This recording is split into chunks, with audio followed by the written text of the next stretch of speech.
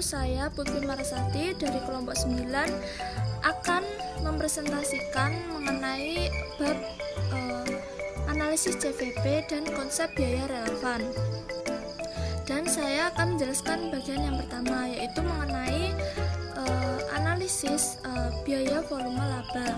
Nah, pengertian dari CVP itu sendiri adalah merupakan analisis yang digunakan untuk menentukan bagaimana perubahan dalam biaya dan volume dapat mempengaruhi pendapatan operasional atau operational income perusahaan dan pendapatan bersih atau net income. Nah, analisis CVP merupakan instrumen yang lazim dipakai untuk menyediakan informasi yang bermanfaat bagi manajemen untuk pengambilan keputusan. Nah, misalkan dalam menetapkan harga jual suatu produk, kemudian menjelaskan konsep dasar CVP. Nah, analisis CVP diformulasikan dari konsep sederhana perhitungan profit. Profit dihitung dari pengurangan antara pendapatan total atau total revenue dengan biaya total atau total cost. Nah, di makalah sudah dijelaskan bagaimana cara perhitungan dari profit. Nah, formula analisis CVP yang sudah dijelaskan di makalah untuk menentukan beberapa unit yang harus dijual pada kondisi break even atau profit sama dengan 0. Nah, itu tadi penjelasan bagian yang pertama, kemudian selanjutnya akan dijelaskan oleh teman saya. Terima kasih. Assalamualaikum warahmatullahi wabarakatuh. Saya Dimas Sakunugro dari kelas MPS 5F. Di sini saya akan menjelaskan tentang asumsi analisis biaya volume laba. Dalam mengambil keputusan, manajemen juga melihat 5 elemen penting terkait analisis cost, volume, profit. Yang pertama, harga produk, yaitu harga yang ditetapkan di dalam suatu periode tertentu secara konstan. Yang kedua, volume atau tingkat aktivitas, yaitu besarnya produk yang dihasilkan dan direncanakan akan dijual di dalam suatu periode tertentu.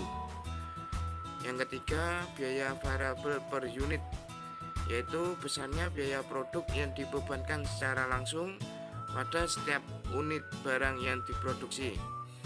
Yang keempat, total biaya tetap, yaitu keseluruhan biaya periodik di dalam suatu periode tertentu.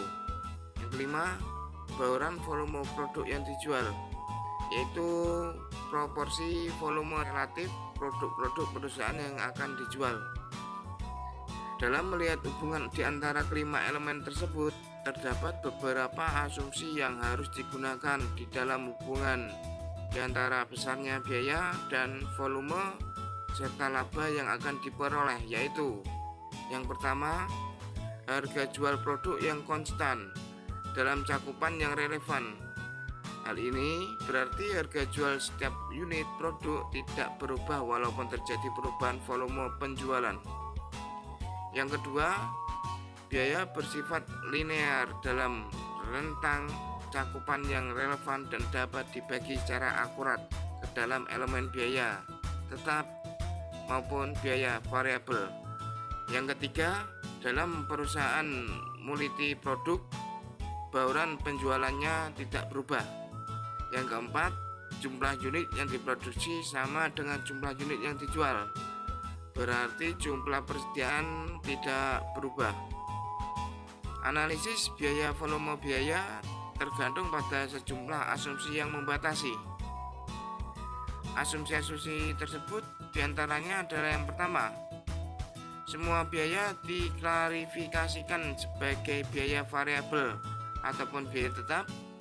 Dianggap bahwa biaya-biaya lainnya seperti biaya campuran dapat dipilah-pilah menjadi unsur-unsur biaya variabel dan tetap. Yang kedua, fungsi jumlah biaya adalah linear dalam kisaran relevan. Asumsi ini sahih dalam kisaran relevan kegiatan usaha normal.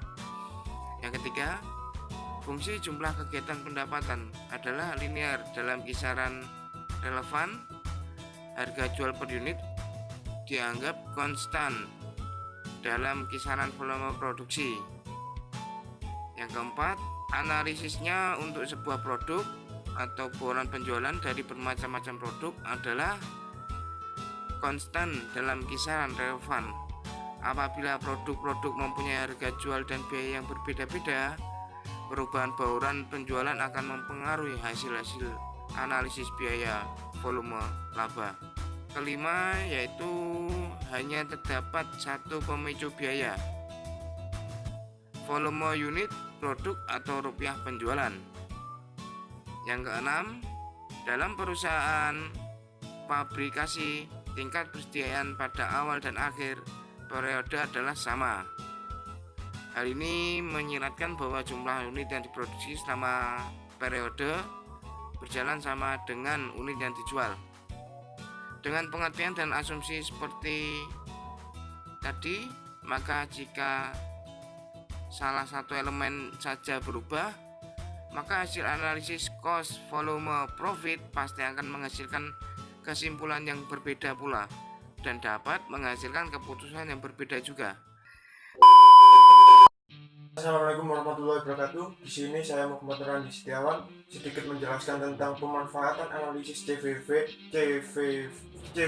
untuk perencanaan. Yang pertama ada analisis target laba. Analisis target laba ini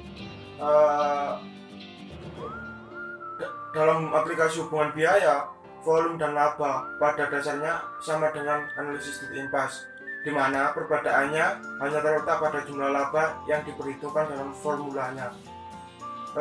Dalam perhitungannya, titik impas target laba sama dengan 0. Sementara dalam analisis target laba seperti yang dimaksud di atas, jumlah laba yang diperhitungkan dalam formulanya disusulkan dengan jumlah laba yang diinginkan, biasanya lebih besar daripada 0. Untuk yang selanjutnya nomor 2 ada analisis multiproduk. Di sini analisis multiproduk memerlukan adanya asumsi terkait dengan bauran penjualan atau bisa disebut sales mix, yaitu kombinasi antara produk yang dihasilkan atau yang dijual perusahaan dengan menentukan suatu bauran penjualan tertentu. Analisis multiproduk dapat diubah ke dalam analisis produk tunggal, di mana untuk analisis CPV kita harus menggunakan bauran penjualan dalam unitnya. Perusahaan dapat menyelesaikan masalah multiproduk dengan mengkonversi menjadi produk tunggal, bisa menetapkan produk-produk tersebut dengan suatu paket yang misal suatu paket terdiri dari 3 produk A dan 2 produk B. Yang ketiga ada analisis sensitivitas.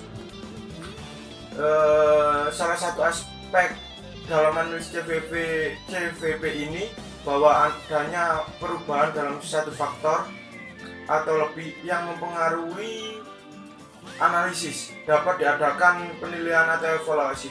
Aspek ini sangat penting bagi manajemen dalam proses penyusunan dan perencanaan anggaran, karena hal ini memungkinkan diadakan testing atau menentukan akibat adanya perubahan faktor atau mempertimbangkan berbagai alternatif.